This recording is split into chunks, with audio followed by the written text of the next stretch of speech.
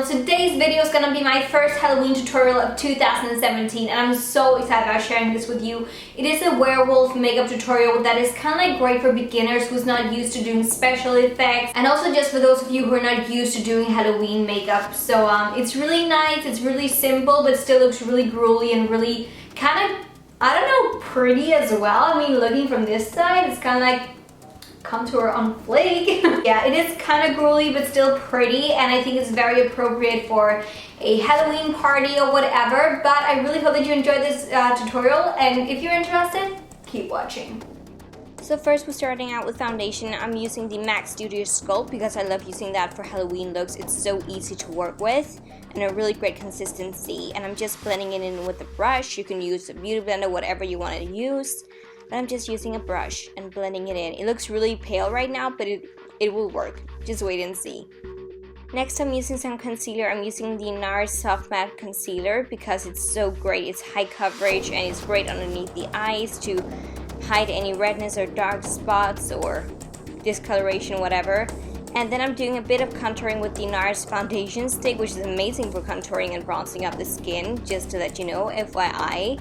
I'm just using it around my nose, as you can see right there, and also on my forehead and my cheeks, just to contour and bronze up my skin a tiny bit.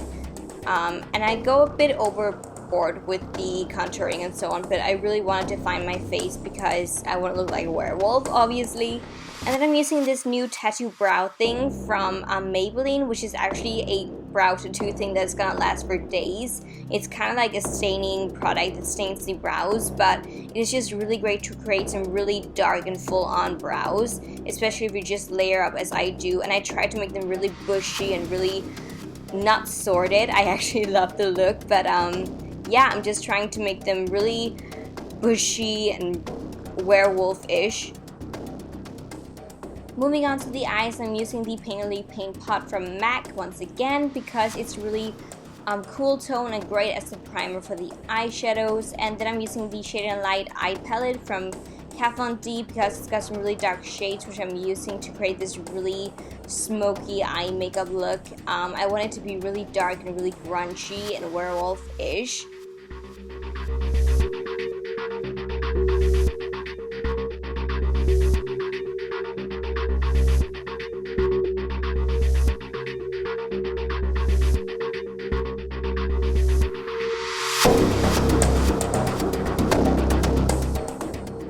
And I'm also elongating the eyeshadow outside of my eye, as you can see, so it's kind of like a wing detail, just to make my eyes look bigger and more wolfish, which you will see in a moment. But it gives a really nice effect if you do that, and I also use a tiny bit underneath the eyes. And then right on top of the eyeshadow, as you can see on the bald spot, I'm using an ankle brush just to create some hair kind of things, and I'm also highlighting underneath my brow. And then I'm doing kind of like a cat eye kind of makeup thing, but once again, just want my eyes to look bigger. And then I'm using the NYX Epic Ink liner just to touch up and make it a bit more, I don't know, pretty and so on. I'm also doing a wing liner.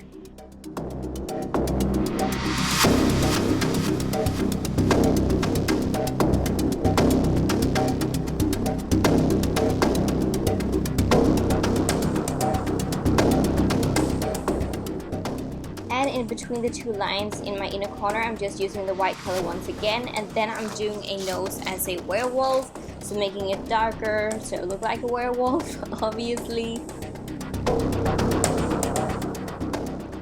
And I'm doing some more like harsh nose contour because I think it looks really good for this look, especially when you've done the black thing with the nose. It looks really good like that.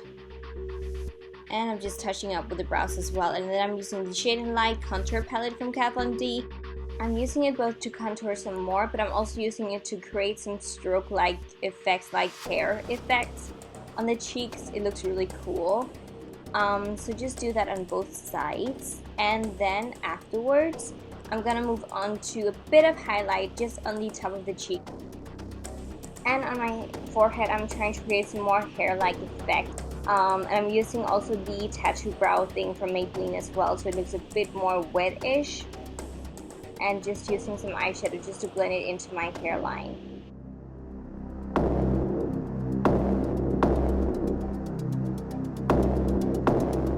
For the lips, I'm just using the contour stick actually and using that all over my lips.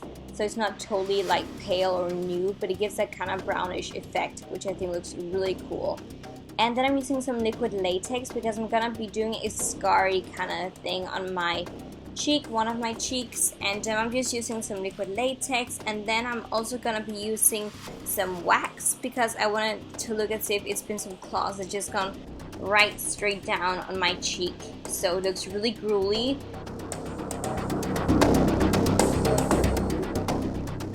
And the magic with liquid latex and also wax is just to build on it and build until you're happy with the result. And I tried, as I said, to make it look as if it is claws that's just gone down on my face. And then I'm using some red face paint. I don't even know where it's from. And I'm blending the red color with also some black color and some purple. That it just makes it look a bit more natural, if you get what I mean, as if it's a natural scar. And last step, I'm using some special effects blood, some fake blood that I'm just applying onto my cheek area and where I've done the scar. And it looks really gruely and really gross and really nasty and scary. And I just try once again to keep myself in the lines of a claw or something like that, along those lines. And then I just keep on building, as I said before, and make it as gross and gruely and scary as possible. Final step is just to use some yellow contact lenses because they're colored and it looks really scary, and that's the look complete.